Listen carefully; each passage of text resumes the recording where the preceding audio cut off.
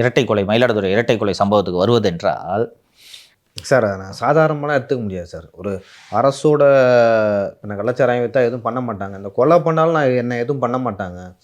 அரசோட ஆதரவின்றி இல்லை காவல்துறைக்கு தெரியாமல் அவன் மீண்டும் கலாச்சாரம்லாம் வைக்க மாட்டான். முடியாது. எப்போ இப்போ இந்த கொலைக்கும் வந்து அரசோட ஆதரவு காவல்துறை ஆதரவு இல்லைன்னா என்ன சொல்ல இல்லைன்னா எப்படி ஒருத்தனுக்கு துணிச்சல் வரும்? என்ன கலாச்சாரம் வைக்கிறதுன்னு கேட்டல உன்னை வெட்டுறேன் பாதுன்னு சொல்லிட்டு ஒருத்தன் வந்து வெட்டுறான்னா, இதுலேயும் நீங்கள் பார்த்தீங்கன்னா அந்த கொலைக்கு கள்ளச்சாராயம் காரணம் கிடையாது, முன்விரோதம் காரணமாக கொலைன்னு காவல்துறை இன்னொரு அறிக்கை வெளியிட்டிருக்கு.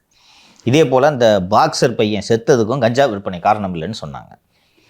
அந்த ஈசிஆரில் அந்த பிள்ளைங்களை, பொம்பளை பிள்ளைங்களை துரத்திட்டு போன அந்த விஷயம் வெளியே வந்தவுடன் அக்யூஸ்டுக்கிட்டே பேட்டி எடுத்து ரிலே பண்ணாங்க. பார்த்துருப்பீங்க. இல்லை எங்கள் தாய் மாமா தாங்க ஏடிஎம்கே, நான் வந்து டோலுக்காக தாங்க கொடி கட்டிட்டு போனேன். இது போல் காவல்துறை இந்த விஷயங்களை திசை திருப்பும் வேலையில் தொடர்ந்து ஈடுபட்டு கொண்டிருக்கு. இதனால் உண்மை மறைஞ்சிருமா?